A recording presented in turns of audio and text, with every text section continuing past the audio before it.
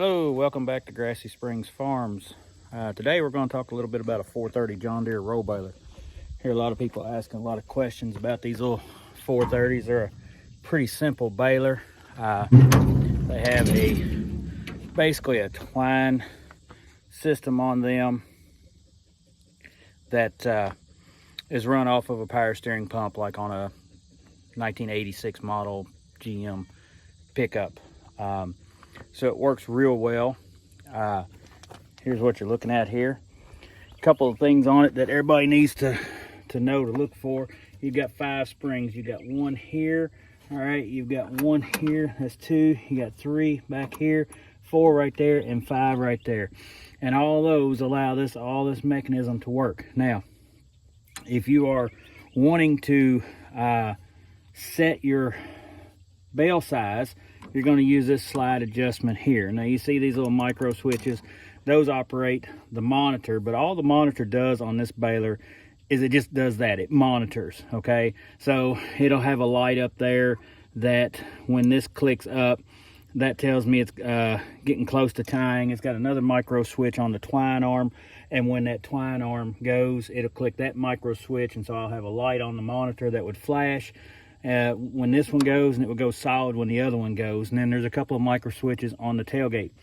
This particular baler here, I haven't had a monitor hooked on it in probably 20 years, mainly because I rake with a V-rake, and it's got a narrow pickup, and I don't have to weave or anything. And basically what I do, there's a set of numbers right up here on the front.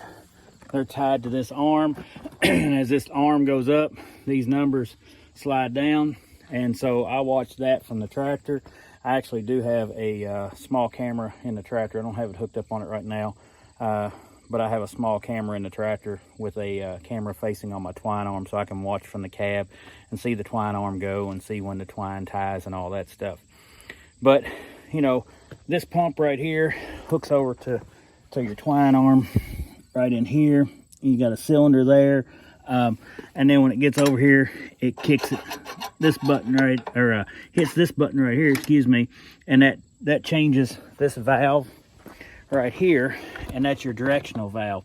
And so what'll happen is that thing will, I've had these stick, all right.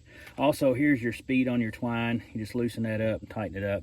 And that's kind of most of your adjustments. What happens is this latch gets pulled, this spring will have tension on it. It'll pop this idler right here up, and that idler will engage your belt and run, okay?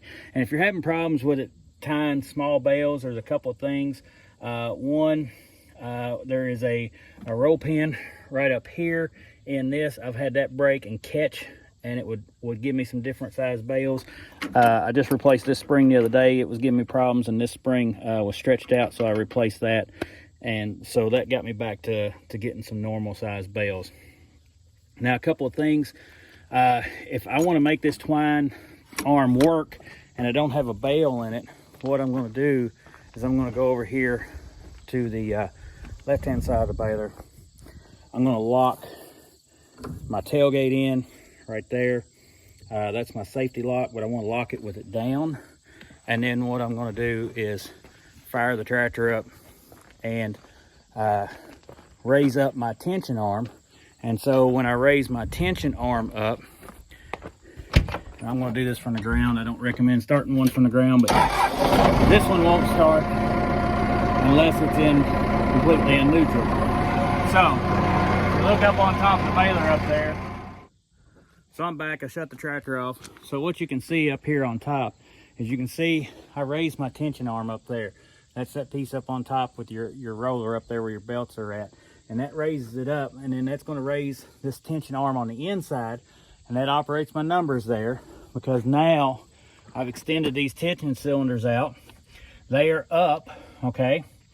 And so that's to simulate having a bale in there. So now what's happened is my latch here has unlatched, and you can see right here that my pulley is tight in there now, right there.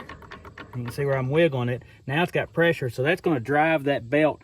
And this is up here. And then so what's going to happen is when that twine arm comes across, and I'm going to operate here, that twine arm comes across, it's going to hit that stop button that I was pointing out, and then what's going to happen is that changes with that spring right there.